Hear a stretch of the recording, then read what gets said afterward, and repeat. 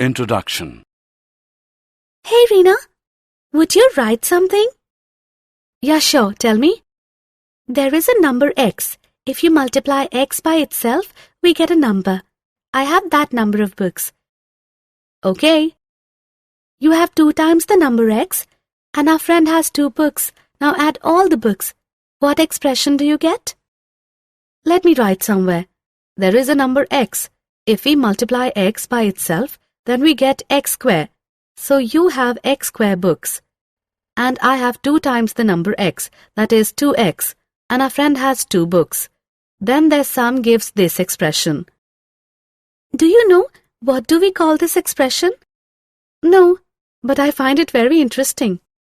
This is called a polynomial. Come, I will explain you. Objectives. At the end of this lesson, you will be able to write polynomials in one variable, explain features of polynomials, write zeros of polynomials, explain remainder theorem, explain factorization of polynomial, write algebraic identities, and solve examples related to polynomials.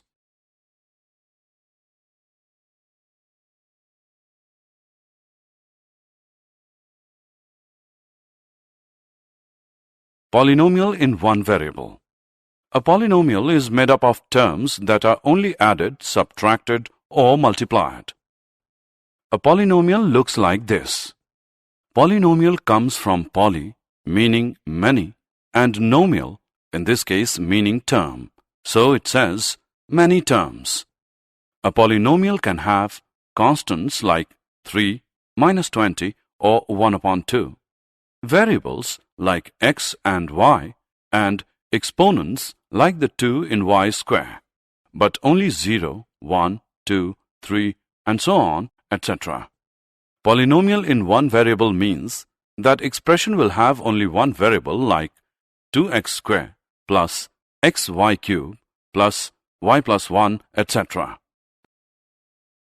Definitions. Terms. In the polynomial y square plus 4y, the expression y square and 4y are called the terms of the polynomial. Similarly, the polynomial 3x square plus 2x plus 8 has 3 terms, namely 3x square, 2x, and 8. Coefficient. A coefficient is a number before a variable. For example, in 2x, the 2 would be the coefficient. The poly in polynomials means many. However, the shorter polynomials do have their own names. A one-term polynomial such as 2x or 4x square may also be called a monomial, mono meaning one. A two-term polynomial such as 2x plus y or x square minus 4 may also be called a binomial, bi meaning 2. A three-term polynomial such as 2x plus y plus z or x raised to the power 4 plus 4x square minus 4 may also be called a trinomial, tri meaning 3. Degree. The degree is the value of the greatest exponent of any expression in the polynomial. To find the degree, all that you have to do is to find the largest exponent in the polynomial. Example. 4x square plus 6x plus 5. This polynomial has 3 terms. The first one is 4x square, the second is 6x, and the third is 5. The exponent of the first term is 2. The exponent of the second term is 1 because 6x is equal to 6x raised to the power 1. The exponent of the third term is 0 because 5 is equal to 5x raised to the power 0. And anything with an exponent of 0 is always equal to 1. Thus, 5x raised to the power 0 is equal to 5 into x raised to the power 0, which is equal to 5 into 1, which is equal to 5. Since the highest exponent is 2, the degree of 4x square plus 6x plus 5 is 2.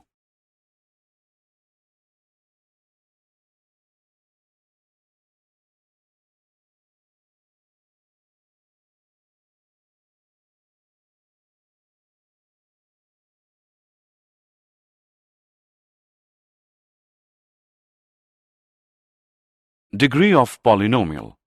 A polynomial of degree 1 is called a linear polynomial. Its general form is ax plus b, where a and b are the constants. A is not equal to 0. A polynomial of degree 2 is called a quadratic polynomial. Its general form is ax square plus bx plus c, where a, b and c are constants and a is not equal to 0. A polynomial of degree 3 is called a cubic polynomial. Its general form is ax raised to the power 3 plus bx raised to the power 2 plus cx plus d, where a, b, c and d are constants and a is not equal to 0. If in a polynomial all the constants are 0, or we can say that if a 0 is equal to a1, is equal to a2, is equal to a3, is equal to so on, is equal to an, is equal to 0, then we get the zero polynomial. Zero polynomial is denoted by 0. The degree of the zero polynomial is not defined. Zeros of polynomial. We denote the polynomials as px, qx, py, etc., depending on the variable of the polynomial. For example, py is equal to y cube plus y plus 1. ry is equal to 2 minus y square plus 6y raised to the power 5.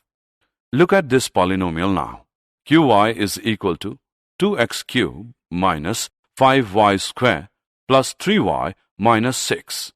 If we substitute the value of y by 1, we get q1 is equal to 2 into 1 cube minus 5 into 1 square plus 3 into 1 minus 6, which is equal to 2 minus 5 plus 3 minus 6, which is minus 6. So we say that the value of qy at y is equal to 1 is minus 6. Let's now solve py is equal to y plus 1. By substituting the value of y is equal to 1, we get p1 equals 1 plus 1, which is 2. So at y is equal to 1, py is equal to 2. Now substitute y is equal to minus 1, we get p minus 1, which is equal to minus 1 plus 1, which is equal to 0. Since p minus 1 is equal to 0, therefore we can say that minus 1 is the zero of polynomial py. Zeros of the polynomial are also known as roots of the polynomial. A non-zero constant polynomial has no zero. A linear polynomial has one and only one zero.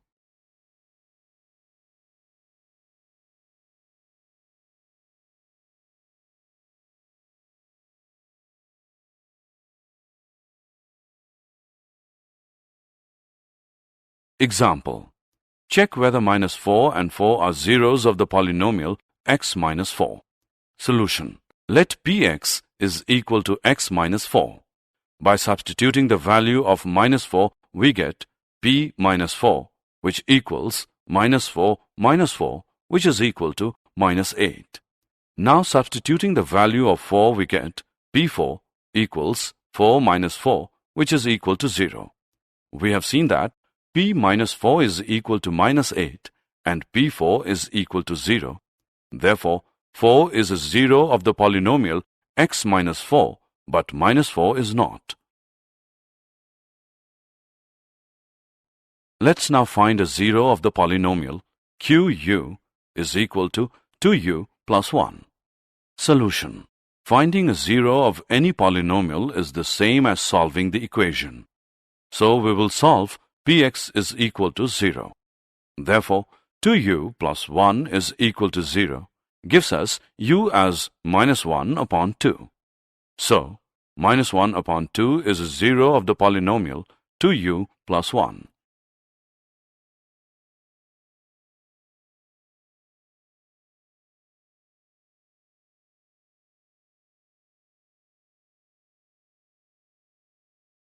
Remainder theorem. We remember doing division in arithmetic. For example, 7 divided by 2 equals 3 with the remainder 1. Each part of the division has names: dividend, divisor, quotient, and remainder. which can be rewritten as a sum like this. Dividend is equal to divisor into quotient plus remainder. Similarly, we can divide polynomials. For example, 5x raised to the power 3 plus x raised to the power 2 plus x by x. Here we say that x plus 5x square plus x plus 1 are factors of 5x cubed plus x square plus x, and 5x cubed plus x square plus x is a multiple of x as well as a multiple of 5x square plus x plus 1. Let's now see what remainder theorem says. Let px be any polynomial of degree greater than or equal to 1 and let a be any real number. If px is divided by the linear polynomial x minus a, then the remainder is pa. This is known as remainder theorem. Example: divide px by qx, where px is equal to x cubed minus 6x square plus 11x minus 6 and qx is equal to x minus 1. We can write it this way also. The next step is to divide the first term of the polynomial. The first term should be the one with the highest power by the x part of the factor. In this case, you divide x cubed by x to get x square, which you then write at the top of the division bar. Next, you multiply the term that you wrote at the top by the entire divisor. In this case, you multiply x square by x minus 1 to get x cubed minus x square, which you then subtract from the polynomial under the division bar. By subtracting, you get rid of the term with the largest exponent to reduce the size of the polynomial, which is a remainder. Now we have a new polynomial for which we repeat the second step. In this example, we divide minus x square by x and add the result, which is minus x, to the term already at the top of the division bar. Next, we repeat the third step. We multiply this result, which is on top of the division bar, only the most recently added, and then subtract what you get from the dividend polynomial. Once again, we have a new polynomial under the division bar. As you have probably guessed, we repeat the second step by dividing the first term of the polynomial by the x part of the divisor and add the result to whatever is already on top of the division bar. Next, we multiply the most recently added term by the entire divisor and again subtract the result from the dividend polynomial. Now the subtraction step is repeated to obtain a new polynomial. The remainder here is 0 because we have completely divided through px by the factor x minus 1. When you reach this step, you are done. Dividing any further by 0 would result in 0.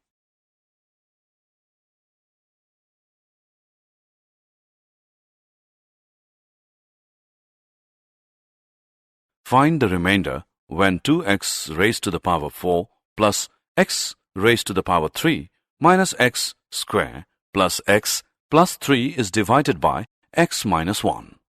Solution. Here, px is equal to 2x raised to the power 4 plus x cubed minus x square plus x plus 3, and the 0 of x minus 1 is 1. So, p1 is equal to 1 raised to the power 4 plus 1 raised to the power 3 minus 1 raised to the power 2 plus 1 plus 3 is equal to 6.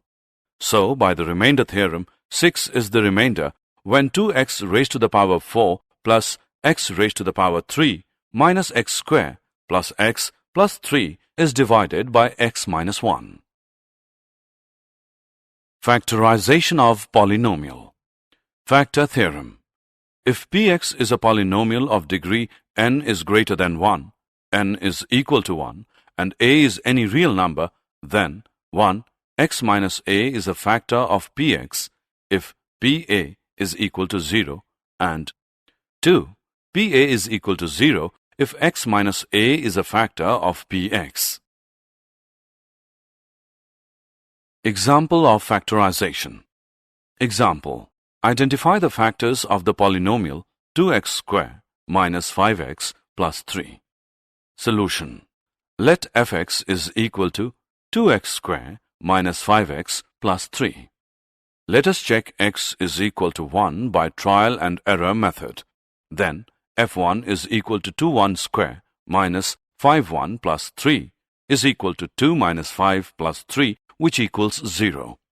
According to factor theorem, if f1 is equal to 0, then x minus 1 is a factor of the polynomial fx. Therefore, x minus 1 is a factor of the given polynomial. By dividing the given polynomial with x minus 1, we get 2x minus 3. So, the factors of the given polynomial are 2x minus 3 and x minus 1.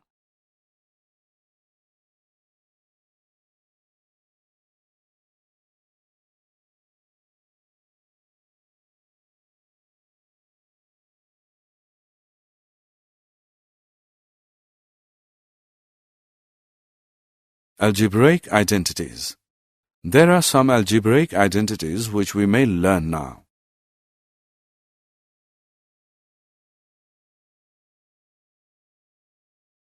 Example.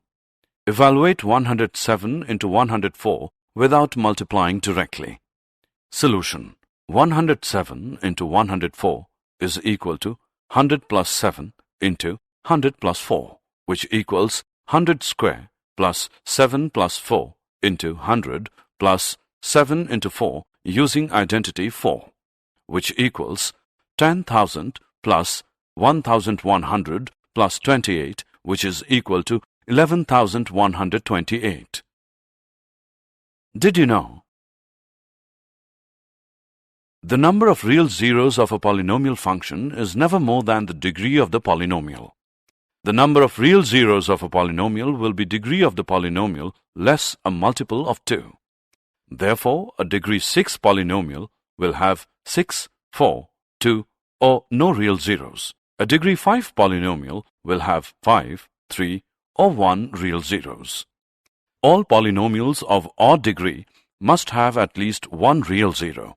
This follows from the fact above.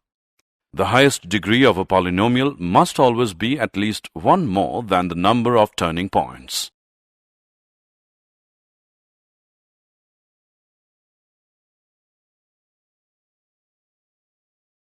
Summary. Let us summarize what we have learned. A polynomial px is one variable. X is an algebraic expression in X of the form px is equal to an x raised to the power n plus a n minus 1 x raised to the power n minus 1 plus so on plus a2 x raised to the power 2 plus a1 x plus a0, where a0, a1, a2 and so on till an are constants and an is not equal to 0. A polynomial of one term is called a monomial. A polynomial of two terms is called a binomial. A polynomial of three terms is called trinomial. A polynomial of degree 1 is called a linear polynomial. A polynomial of degree 2 is called a quadratic polynomial.